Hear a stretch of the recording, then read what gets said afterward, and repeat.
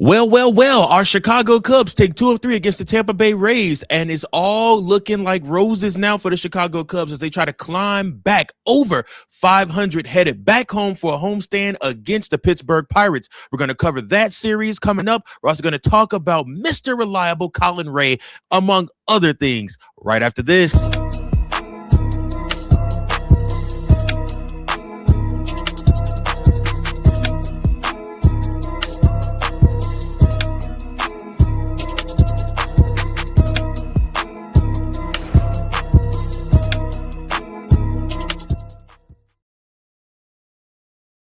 Yes, sir. Yes, sir. Yes, sir. Welcome in, everybody, to another episode of Chicago Cubs Central, your number one spot for all things Chicago Cubs. I am your host, Mike Jones. Thanks so much for tuning in. I appreciate each and every last one of you. Make sure that you guys like, share, and subscribe so you never miss an episode of Chicago Cubs Central right here on YouTube, as well as on Spotify, as well as on X, as well as on Twitch. Shout out to each and every last one of you that are tuning into these episodes. I appreciate you guys so much.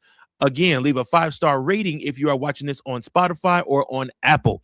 Now, with that being said, the Chicago Cubs take 2 of 3 against the Tampa Bay Rays. And listen, let me tell you guys something. It was looking bleak after that first game, but the Chicago Cubs literally looked to their bench depth, something that we have lauded and taunted about all offseason long, was the fact that the Chicago Cubs are going to need the depth of their pitchers, and it appears somebody's going to be able to pitch all season long as a starter for the Chicago Cubs. I don't know if that rather be Colin Rea or that rather be Javier Assad. Either way, the Chicago Cubs have a spot open for somebody to pitch, at least until Justin Steele comes back. Again, guys, I want to give a shout out. Your pick to perform player of the game, none other than Mr. Reliable himself. What else can you call him? Colin Rea. Guys, Colin Rea in this game went 5 strong innings, allowing 2 hits, 1 earned run, 2 walks, 2 strikeouts on 79 pitches, 51 of those being strikes. He has a 3.18 ERA for the season. Guys, let me tell you something. That's quality. There's nothing else you can say about that. That's quality. And what's crazy is that's coming out of your bullpen. That's somebody that most teams would love to have be their 4th or 5th guy. And you have him to be able to come out of your bullpen and say, okay, well, we need to switch you, transition you over to a starter because we're down a starter with Matthew Boyd going on the IL. That's a caveat. That's a treat that not every manager gets to have. Colin is somebody that I think we all ought to appreciate. I understand, guys, if he does pitch for the rest of the season as a starter, there are going to be games where he will not look sharp. That's just the business of baseball. That happens. But the fact that you can go and ask somebody like like Colin Rea to come in and to start this game for you, and he give you 5 strong innings, then you turn the ball over to Hobie Milner, then you go to Ben Brown, who gives you 2 innings, and then Hunter Harvey is trying to redeem himself, and he gives you a strong inning also. There's nothing else you can ask for out of this squad, especially not out of Colin Rea.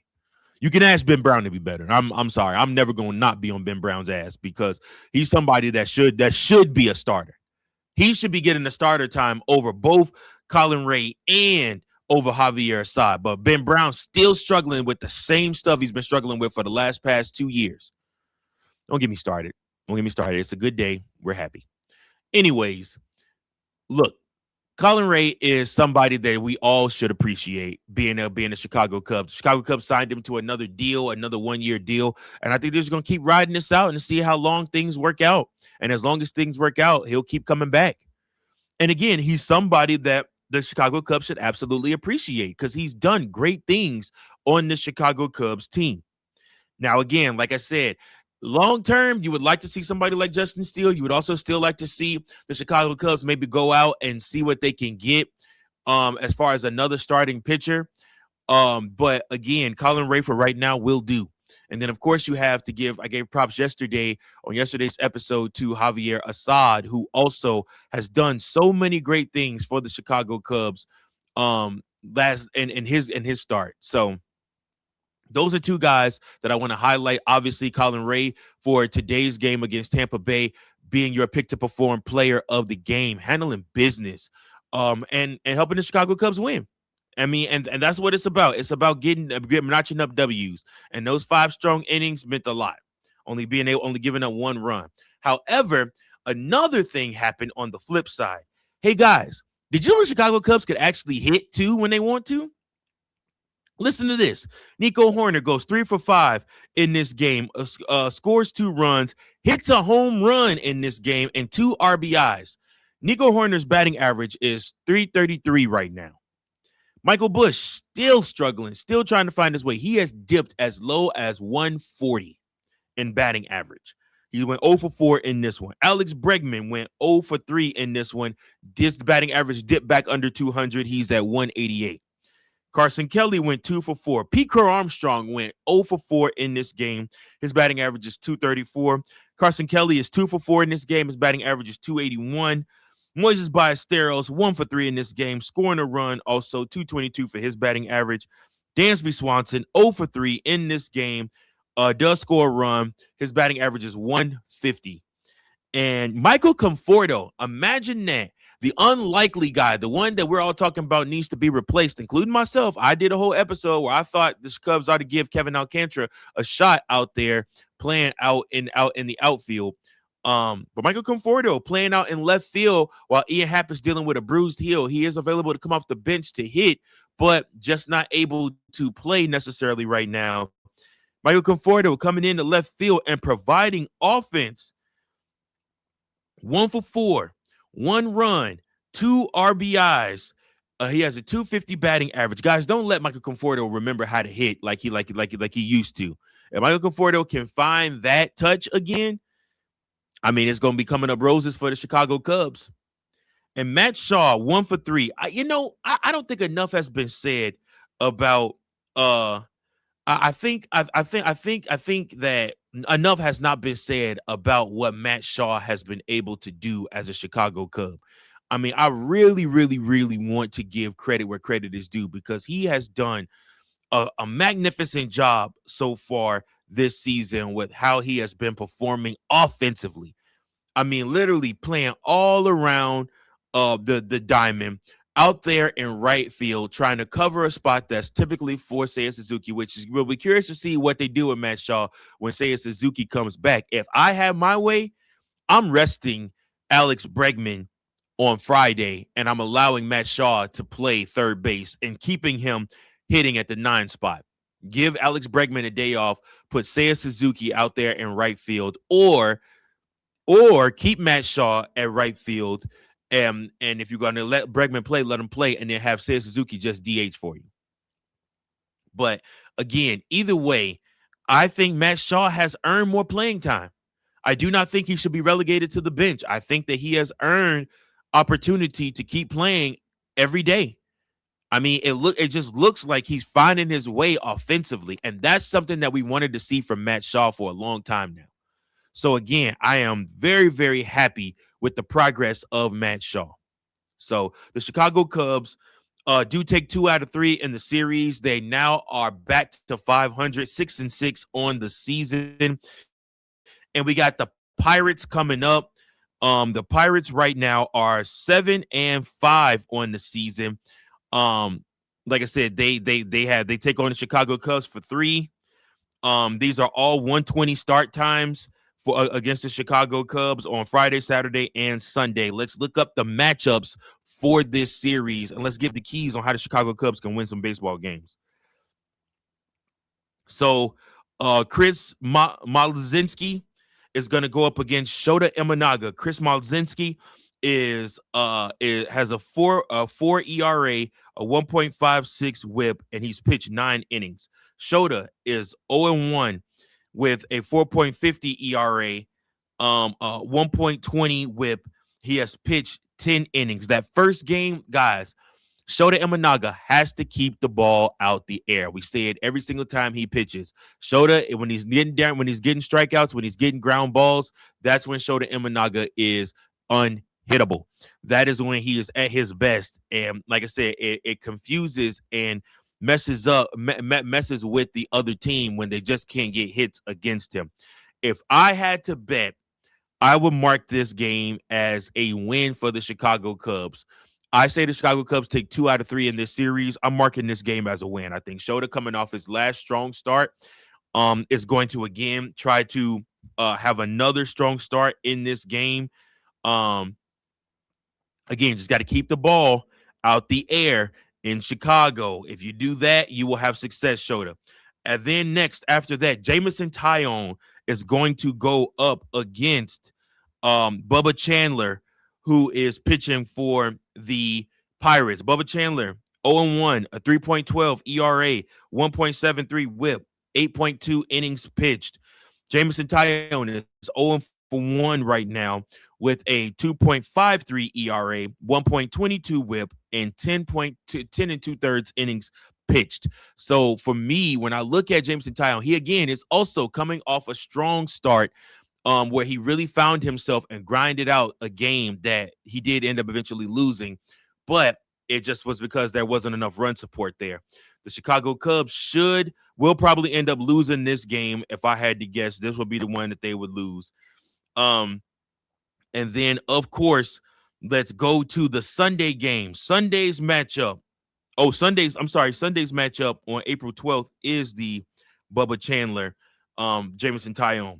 Saturday is going to be Edward Cabrera going up against Braxton Ashcraft. Braxton Ashcraft is 1-for-1 with a 2.25 ERA, a 1 whip, and he's pitched 12 innings. And Edward Cabrera for the Chicago Cubs is 1-0 right now. He does not have a single earned run so far on the season. His whip is 0.69. He has pitched 11 and 2/3 innings. If there's anybody that we need to be strong for the Chicago Cubs in order for us to have success, Edward Cabrera is going to have to be that guy. He's going to have to be basically what Shota was in 24 for us. Pretty much you pencil in an automatic win anytime he pitches. He's going to have to be that good. And guys, let's be clear. He's very capable of being that good. That's not asking too much out of Edward Cabrera. That's asking him to be what he's claimed to be, elite. He said it himself in the offseason. When he pitches, he feels like there's nobody out there that can do what he can do on the mound. And again, he should absolutely feel that way because when he's locating, his stuff is nasty. I'm predicting at one point this season for Edward Cabrera, if he can stay healthy, to get a no-hitter this season for the Chicago Cubs. I would love to see that. We'll see what happens, but I would love to see that. But yeah, man, the Chicago Cubs, I predict, will probably win 2 games out of here and finish this going into Monday against the Phillies, 8-7 on the season so far, which is not a bad place to be. It's not great. It's not bad. It's trending in the right direction because after that, you got the Phillies for 3. You got the Mets then over the next weekend. Then you go to Philly for 4. Then you travel to Los Angeles and go up against the Dodgers. Then after that, you end the month of April with the Padres. So the Chicago Cubs need to rack up as many wins as possible. The great thing about what's going on with a lot of these teams they're facing is, the Phillies aren't playing their best baseball right now. Neither are the Mets. The Mets are beatable too. Like I said, then you go up against the Phillies again. The Dodgers are what the Dodgers are. You're either going to catch them or you're not. I think the Cubs probably take 1 against the Dodgers. And then you're literally playing up against the same teams that are right where you are. The Padres have the same record as the Cubs. The Phillies have the same record as the Cubs. The Mets only are 1 game better than the Cubs right now. And the Pirates are 1 game better than the Cubs right now. So none of these teams have distinguished themselves to the point where you could say that they're top of the line altogether better than you. The only one that I'm looking at right now that I'm saying, could even have a shot is the Dodgers. And again, it just depends on which Dodgers you see. Like I said, the Chicago Cubs got to come out and they got to put a hurting on them boys and take their courage early. But again, you're going up against an all-star team, and I expect Kyle Tucker to have himself a series against the Cubs. I full on expect him to try to embarrass the Cubs that whole series. So we'll just see what happens. But listen, man, like I said, the Chicago Cubs have a winnable series. Let's take it one game at a time. Focus on what's on your plate right now, and that is the Pittsburgh Pirates. You need to take 2 out of 3 against the Pittsburgh Pirates. Let's start stringing together series wins. If we string together series wins, by the time we get to the end of the month of April, we'll be in good shape going into May. So that's the goal, man. That's the goal, and that's what you're going to hear me say often is just take it one game at a time and try to win as many games as possible. And I think the Chicago Cubs are very capable of doing that. Again, we'll see a toss-up. The Dodgers don't play good against the Cubs for some reason. This new iteration of the Dodgers don't play well against the Cubs. So we'll see what happens. I mean, because the Cubs won the season series against the Dodgers last year. So we'll see what happens this year. I mean, I don't expect them to absolutely trounce them, and I expect the Cubs to play up against the Dodgers too. So we'll see, man. But I want to know from you guys below, what are your expectations for this series against the Pirates? What are your thoughts on Colin Rea and his Mr. Reliable nickname that I'm giving him as somebody that you can depend on to come and give you good, strong innings? And of course, if you guys have any other comments, please leave them below. But listen, that's my episode for today. Again, we got an off day on Thursday. We'll be right back here Friday, 1:20 for Chicago Cubs versus the Pittsburgh Pirates, with the show dropping after that's done. I appreciate you guys so much. Until next time, go Cubs go. Peace. Thank you for watching another episode of Chicago Cubs Central, the #1 spot for all Chicago Cubs content. Remember to like, share, subscribe for more Cubs content.